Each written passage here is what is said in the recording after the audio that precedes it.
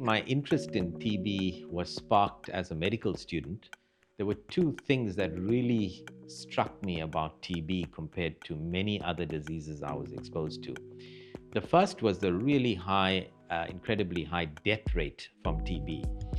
TB is the most common cause of death in this country and has been so for many decades, and is now once again the most common cause of death in the country, except for the few years when COVID was present.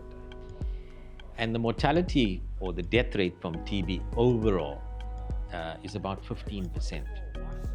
Now that's a 1-year mortality that's higher than many, many cancers. And that's still a big problem in our country today. The second thing that really struck me about this disease in the early years of my career was that it was so difficult to make a diagnosis.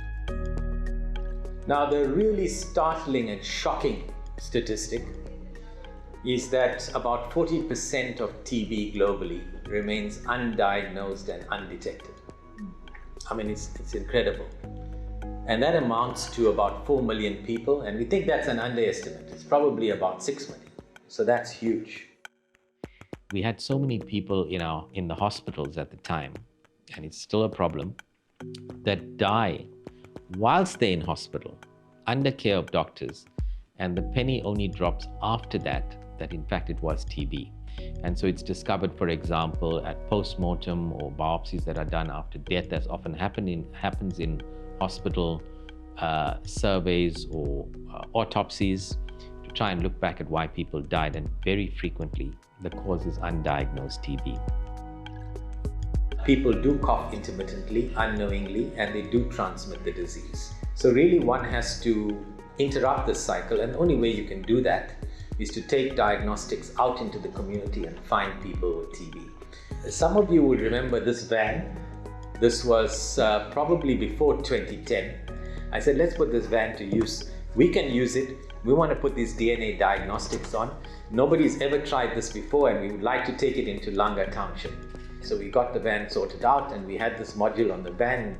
Most people said, well, this ain't gonna work. You guys are never gonna be able to do it.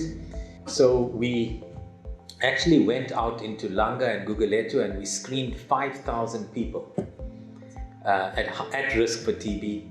And again, we got this really high pickup rate of 10%. It's incredible.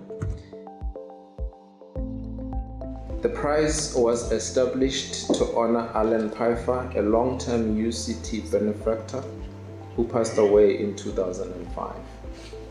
Throughout his career, the philanthropist's focus was on social justice and strengthening the rights of historically disadvantaged groups, including women. This year we are giving this award to Professor Keertan Dheda. Can we welcome him with a round?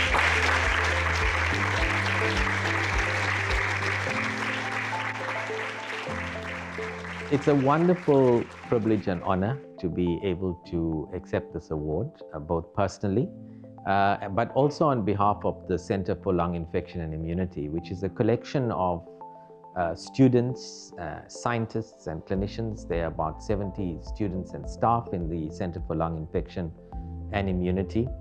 And I think it's a wonderful affirmation of the innovative nature and the societally responsive nature of the work that we are doing, despite the fact that it's research-based. However, I should emphasize that I'm a figurehead representing a large group, and a lot of the innovation, the ideas, the hard work has to be accredited to them rather than me, I would say. And I think it's really fabulous that it's been acknowledged. So regarding the future of TB and our research work, as the old adage goes, prevention is better than cure.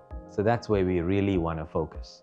And that's really the emphasis of our work, is to try and catch the diagnosis or make the diagnosis very early on in the cycle of infection. But what's really exciting about prevention is that, or what we really aspire to, is the eradication of TB, right? And the only way that's going to happen is to develop an effective vaccine.